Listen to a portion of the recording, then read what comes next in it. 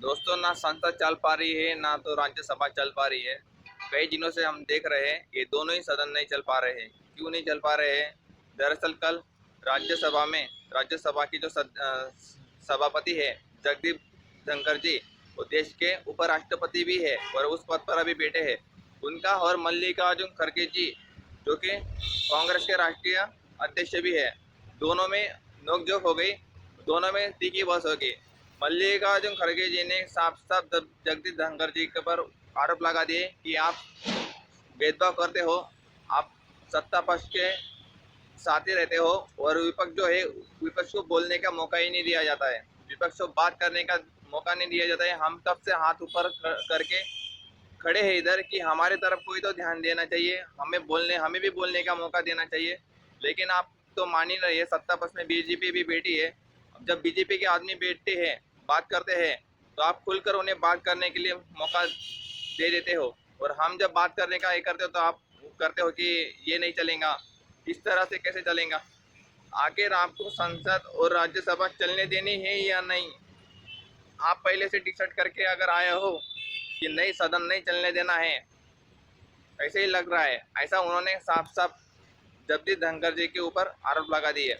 ये कई दिनों से दोस्तों हम भी देख रहे हैं कि बिल्कुल भी नहीं, दोनों सदन चल नहीं पा रहे। उधर ओम बिरला जी अपने संसद चलने नहीं दे रहे और विपक्ष के ऊपर पूरा का पूरा इंजाम लगा दे रहे कि विपक्ष चलने नहीं दे रहा है। लेकिन सही बात तो ये है कि जो सत्ता में बैठे वही चलने देने रही है। तो जगदीप धनखड़ जी के खिलाफ अब अविश्वास प्रस्ताव लाने का पूरा इंडिया गठबंधन सोच रहा है। 70 से ज़्यादा सदस्यों ने अपने साइन किए हैं उनको कुर्सी से हटाने के लिए, ताकि इस तरह का जो सभापति है वो हमें नहीं चाहिए, ऐसा उनका कहना है। अगर ऐसे चलता रहा तो ना तो देश रहेगा, ना तो देश के जरूरी मुद्दे होते हैं वो यहाँ पर चर्चा उनकी होंगी। दोस्तों, ये जो जगदीप धनखड़ जी है, ये जो पद पे बैठे हैं, वो एक संवैधानिक पद होता है।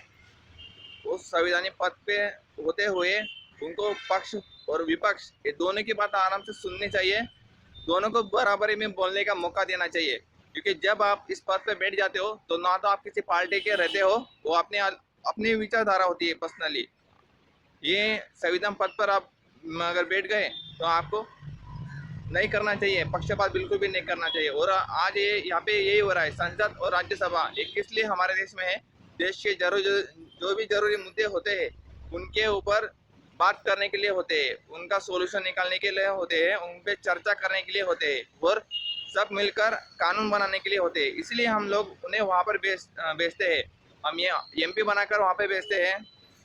क्यों भेजते हैं? क्योंकि वो चर्चा कर सके। लेकिन ऐसा फिलहाल तो हो नहीं रहा है ना, दोनों सदन नहीं चल पा रहे, कई दिनों से नहीं चल पा रहे। अभी जगदीप धनखड़ जी के खिलाफ अविश्वास प्रस्ताव लाने का विपक्ष ने पूरा ठान लिया है। अभी देखते हैं आगे क्या होता है। जगदीप धनखड़ जी की कुर्सी अब खतरे में आ चुकी है। तो चलिए दोस्तों, देखते हैं आगे क्या होता है। इसी तरह से अगर चलता रहा तो देश तो बर्बाद होना तय है, ऐसा नहीं होना चाहिए। चलिए दोस्तों, चैनल को लाइक कीजिए, शेयर कीजिए और जितना चाहे उतना सब्सक्राइब करने का कोशिश कीजिए। जय हिंद दोस्तों।